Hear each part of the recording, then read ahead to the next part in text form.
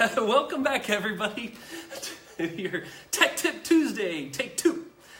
We apologize for that inconvenience. What we discovered is that either my iPhone or Facebook update, it's not rotating. We're using another cell phone right now so that you can see me up and down and not laying on my side. And then we had a chair just crash as soon as we started, so welcome back. All right, as a reminder, today we are looking at two topics. We are looking at upgrading your storage in your desktops and laptops and domain names. Now, we just started saying what are the 3 reasons why you would want to upgrade your drive, your storage, in your laptop or desktop. And the 3 main reasons are mobility, I'll explain, efficiency, and the speed of the system. So let's talk about that. Mobility, what do I mean? Well, if you have a laptop especially, you want to be able to move around. Most people are already doing this. You're walking around, you're carrying the laptop with you, it's on, and you're probably trying to type as you walk. What a lot of people do not realize that inside these systems, laptops included, is a physical drive. There's moving components, there's a drive that has your storage, and there's a disc that spins around, kind of like a bicycle wheel. And if you've ever picked up a bicycle wheel and held it in the middle and tried to spin that wheel, there's a lot of gyro effects, or centrifugal force at motion here, and if you try to rotate that tire, it does not want to. Any circular object that is rotating wants to remain in that exact same position. It does not want to move. So your laptop, you pick it up and that disc is spinning, and if you start walking around with it, you're moving it, and it's causing it to get warped over time. Or worse, if you happen to drop it or accidentally bump it against something, it can cause damage immediately. There's also the problem with overheating, especially with the younger generations and children that are sitting on their beds or their couches or have their laptop on their lap and they're using it. It doesn't allow for good air circulation. These standard style drives have a lot of heat issues and will eventually overheat, or worse, they'll just burn up your entire system. So next thing you know, your laptop just no longer turns on. So mobility is important, especially in the business.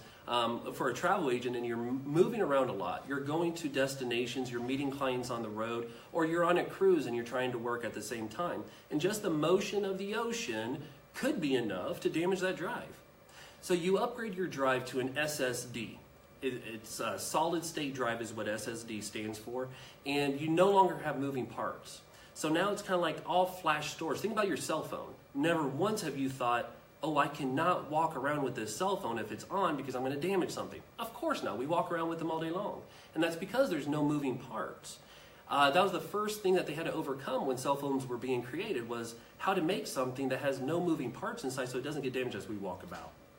So we can convert our laptops and desktops to have that same style storage that your cell phones have, or that like tablets have. And my tablet here doesn't have any moving parts, so I do not have to worry as I walk throughout the office and I'm working as I go.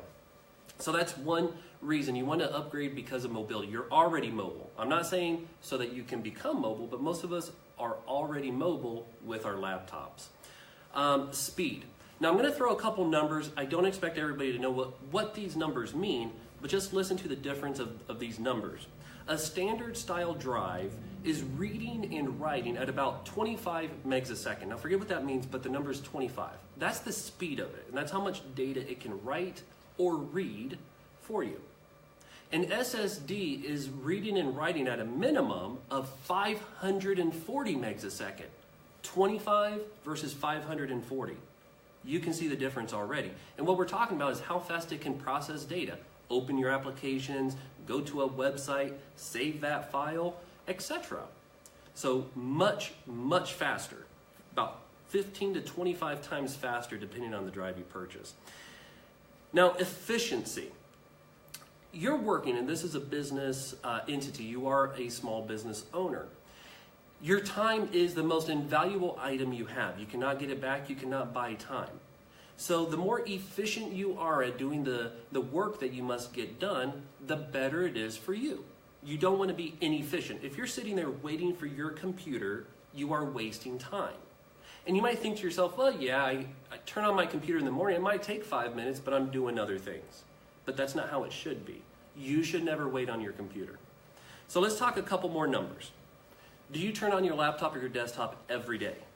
Pretty sure everybody does. And that boot up time is what? And let's be realistic. Sit down with a clock one time and time it. The average in the world is 55 seconds for a boot up time on a standard drive. And that's average. I've seen many systems that take 2 to 3 minutes and there's problems there, but the average is 55 seconds. An SSD drive, 8 seconds. Huge difference. How many files do you open every day? And we're talking Word documents, it could be an Excel file, a lot of different PDF. You open 5 files a day, 10 files a day, 30 files a day. On average, a standard drive takes about 9 seconds to open each file. An SSD, 2 seconds. How many browser windows do you open? You navigate the internet, we know that. And how many tabs do you open in your window? Are you opening 20 tabs a day, 40 tabs a day? I know I'm probably opening more like 100 to 200 a day. I open tons of websites to be able to facilitate what I do. Now on a standard drive, those browser windows are taking an average of 8 seconds each one. And on an SSD, 2 seconds. So I did a bunch of math. And what I came up with is a tabulation as best as I can get it with the average numbers. How many files people open on average each day. By the end of the day, on a standard drive, the average person has waited about 8 minutes. We think that's not that big of a deal. Hold on. Each year that equates to 47 hours. You've waited on your computer almost 2 days every year for it to process information. Not good. Let's look at the SSD. On a daily basis with the same average, you're waiting 1.8 minutes versus 8 minutes. And on the yearly basis, 11 hours versus 2 days. So you see the numbers, they're astronomically different. There is very valuable reasons to upgrade. Now you asking yourself, oh, he's talking about upgrading a system and he's a tech and it's easy for him and I'm no tech, so I can't do this, right? You have to have a tech. No, the answer is no.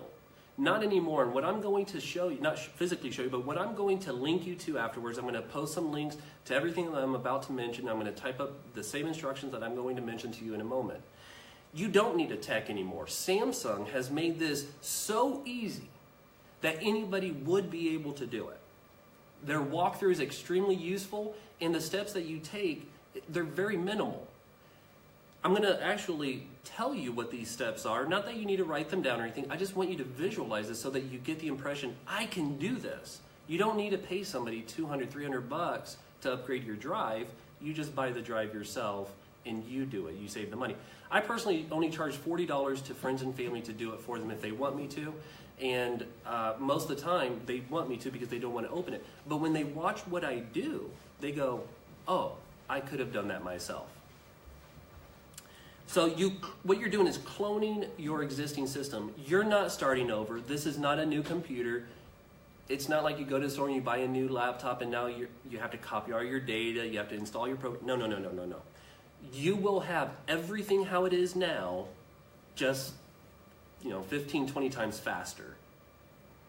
So if you have a laptop, what you want to do is look underneath your laptop. There's either going to be one of two style laptops. A lot of laptops on the bottom will have a little panel like this one, and there's a couple screws. And you remove those couple screws and this panel opens up.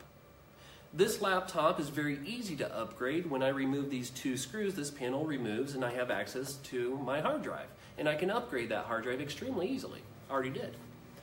Most laptops have that same style panel. You can just remove a couple screws and gain access to memory and your storage, your hard drive. Very easy to access. Now, if you look underneath your laptop and you don't see a small panel, that's obvious you can just open that panel, then you may need a tech, because that particular laptop will require you to first remove the keyboard, go in from the top of it and remove product components to get down to the drive. So you may not want to do it, but if you have that panel on the back, extremely easy. And a desktop, even easier, because you just remove the side panel and there it is. So you want to check under your laptop if you have that before you even get started. Now, if you have a Mac, there's only a few Macs that you would be able to do this. Apple does not really want their customers to go and upgrade the drive. They really want their customers to purchase their Mac with what they want. And if you find yourself that you didn't buy a fast enough drive or a large enough drive, then you're probably going to find yourself having to purchase a new Mac.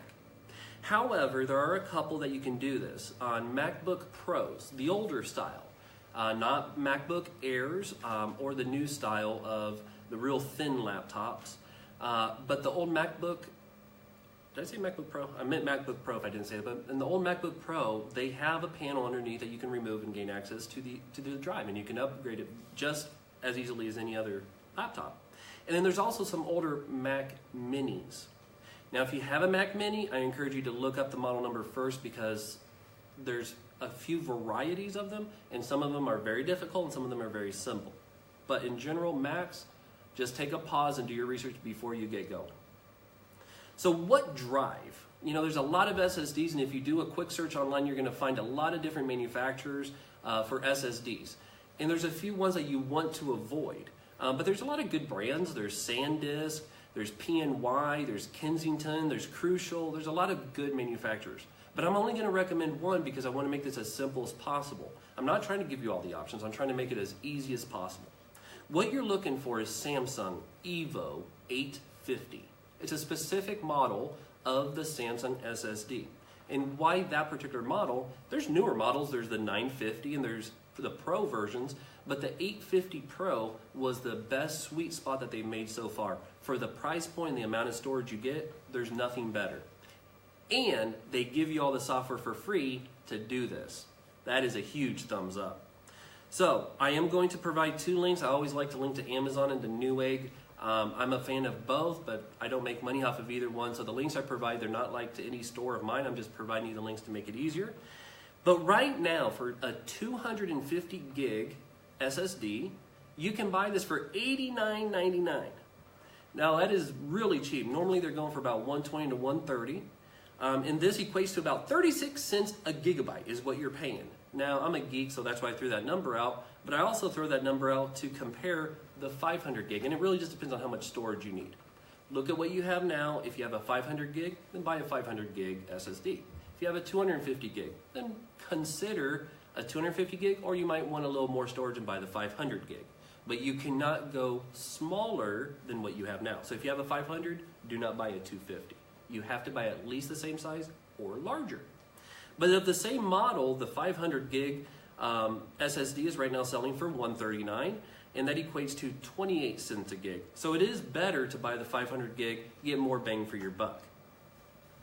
So for $140, $139.99, you can buy a 500 gig Samsung Evo 850 500 gig SSD that will last you for a good 5 to 10 years. Now this drive you can take out and put into other systems, and if you've ever heard the nightmare stories that came out a couple years ago that SSDs won't last forever, that they have a limited lifespan, ignore all those rumors. You're never going to reach any limited span of life of writing data to these drives. You'll never reach it.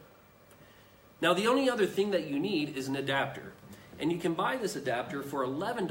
I'm going to provide a link below, and this is what it looks like. Now the one I'm going to provide a link to is not this exact one. I've used this one hundreds of times, and I paid about $10 for it, but they became popular and they jacked their price up to about $20. So I'm no longer a fan. So now I am linking you to a $10 one that is made by StarTech, and it does the exact same thing that that one does. So I'll provide you that link. I'm going to provide you a link to Amazon Newegg, like I always say, and that's the only other thing that you need to purchase. So what do you do? I'm going to quickly go through these steps. I don't want to scare you. Just listen to what I'm saying. It's extremely easy, and you should really get the impression, I can do this. And I'm always here for you. If you want to talk to me before you start, I'm here for you. Take some pictures of the underside of your laptop and send it to me. If you want me to double check that it can be done, I'm happy to do whatever you like. So the steps to upgrade. Number one, you're going to buy the SSD that you need. You're going to buy the adapter, and I'm going to provide you links to both. You're going to download the software for the Samsung. It's called Samsung Data Migration. Simple, right? You're migrating your data. It's free. You install that software. Now you wait to get the items that you ordered, and you take the SSD and you plug it into the adapter. You take that adapter, plug it into your computer. Pause. There's two styles of USB ports. Actually, there's one style, but there's different speeds. We're up to USB 3. And the cable I'm going to link to you is USB 3, super fast. What you're looking for is on your laptop, you're going to have different ports for USB. You can plug USB all over the place. Maybe you didn't know you might have a USB 3 in there somewhere. This icon here, when you're looking at your ports, is USB 1 or 2. It's just going to be an icon just like that. It's going to be really small right next to the ports. But if you have USB 3, it's going to have the SS next to it that stands for super speed. I didn't make up the names. If you have this, you want to plug it into that one. Let me show you one more image here. You have USB here, and they're just standard colors of black and gray that you've always seen on your USB, which resembles USB 1 or 2. If you have other ones that are blue, those are USB 3. So you want to use that. It's just going to make the process a whole lot faster. So you connect the adapter to your laptop or your desktop. You open that software you installed, that Samsung data migration. And at the top, you're going to see your current drive, and at the bottom, you're going to see your new SSD, and you click Start. That's it. A warning is going to show up saying, hey, everything that's on that new drive is going to be overwritten. Obviously, just click OK, and it starts going. You can continue to use your computer as it goes. It will take, depending on how much data you have, 1 to maybe 2 or 3 hours. If you have a lot of data, maybe 2 or 3 hours. But it's going to just start cloning everything. It's going to do it for you. When it finishes, it's going to tell you it's done. Now all you do is click Finish, unplug the drive, shut down your system, unplug the power, because you do not want power to it while you do this. So now you're unplugged, and if it's a laptop, I recommend just take out the battery, just to make sure. Take out the battery. Now that the battery is removed and the power is unplugged, you're going to unscrew that back panel, or if it's a desktop, remove the side case, and there's your hard drive. Unscrew it, remove it. 2 cables are plugged into it. Carefully unplug them. And now you're going to put your new SSD right there where that one was. You remove the one, you put the other one in, connect the same cables, put the panel back on, put your battery back in, plug in the power, and turn it on. You are finished at that point. When you turn it on, your computer comes up exactly how it was before you ever started this. All of your logins are there, all of your passwords are there, everything is there. So it's a super easy process. I really hope that you saw how simple that is. And honestly, it's a total time of about 2 to 5 hours, total time from beginning to the time that you're finished, even including all the time of unscrewing everything and putting it back in. You're not investing 2 to 5 hours into this. I'm just saying that's how long it takes the computer to work. You're only spending probably 10 or 15 minutes in total time with what you do. Very simple, super useful. You definitely should do it. Okay, so that's how you do it. Now, when you're finished, you want to install one more software, and I'm also going to provide a link, Samsung Magician. It is a magical software. It basically takes care of that drive for you. It makes it super fast. There's a couple things that you want to enable, like the turn on rapid mode is what it's called. You're going to see a button right there. It's going to be off. You click it, it turns on rapid mode. It's exactly what it means, rapid mode. It makes it faster. Okay, so now you're done with that. Ladies and gentlemen, I just really want you to understand that waiting on a computer should never be an option. Your computer should be waiting on you. Your computer should be faster than you so that it's not wasting your time. So let's go on to the second topic, which is domain names. So why have a domain name? And let's back up. What is a domain name? We all know what a website is, but what's a domain name? So a domain name is something that you can purchase so that it points or redirects to your website. It is a name that you give out to your customers, your clients, and your friends and family so that when they type it in, they land at your website. A domain name could be johnstravel.com. Now, what's the difference between owning a domain name and not owning a domain name is that if you have, for example, an agent studio website and you do not have a domain name, then your URL is something similar to johnstravel.agentstudio.com. And that's a little long and a little complicated to remember. It's not the most professional look. Wouldn't it be better just to be able to say, my website is johnstravel.com? That's much more professional and your clients will remember it easier. It's a better look. So you can buy a domain name which costs you anywhere from $10 to $15 a year and have it pointed to your website that already exists. Now instead of giving out that long URL, you just give out johnstravel.com. On top of that, you can have email addresses. So you can create an email address such as contact@johnstravel.com or cruises@johnstravel.com. You can create any type of email address that you want, and that is a super professional looking email address versus johnstravel@gmail.com or at yahoo.com. which obviously is not a professional level email address. So that's just one thing that you can do with it. I mean, you can ultimately host a website on there also if you want to, if you have a custom website built. So you might know a tech or a programmer, a designer that can build stuff for you, or you might go and employ somebody or partner with a company that can build it for you. And now you have a customized website, and it's yours, and anything can be done to it, anything that you could imagine. You could have a CRM, you could have a booking engine, anything that you want, you could have there.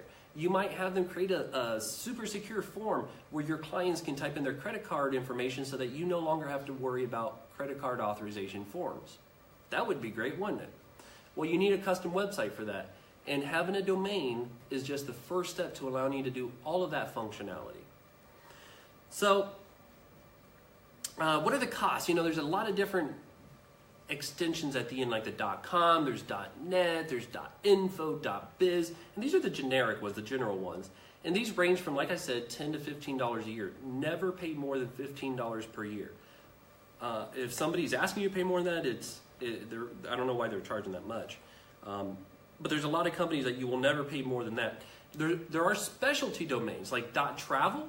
Those will cost a lot more, like $100 a year. But there's other ones that are a little less, like some really professional looking ones like .cruises. Imagine John's Travel .cruises. Maybe I specialize in cruises.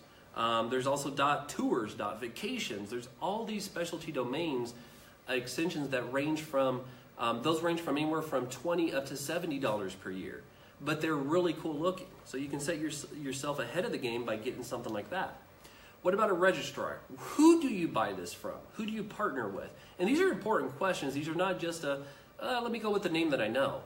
Because you're going to find a need to contact them at some time, perhaps GoDaddy. And what you find out is that, well, you can't live chat with them or you can't email them. You have to call them, or maybe they don't provide technical support. They only provide customer support, or maybe they don't help you with transfers or how-tos. And they just send you to their FAQs and you have to read about it. So you really want to do your research on who's a good registrar, what kind of prices they charge, and if there's any fees included with that company.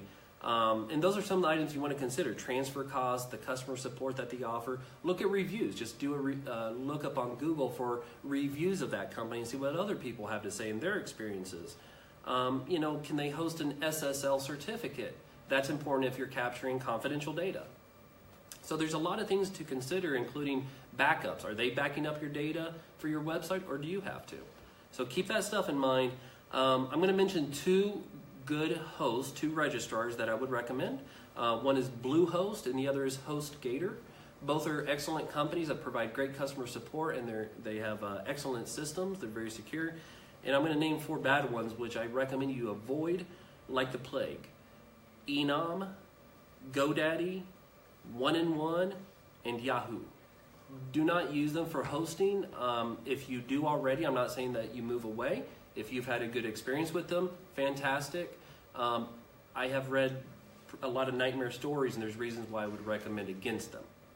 So do your research, but definitely look into buying a domain name. It will set yourself, ahead of the game, a little more professional look, and you can choose a name versus just getting what somebody gives you. Like, you might not be able to choose your URL with a free website, but you can buy a domain name and have it pointed to your website.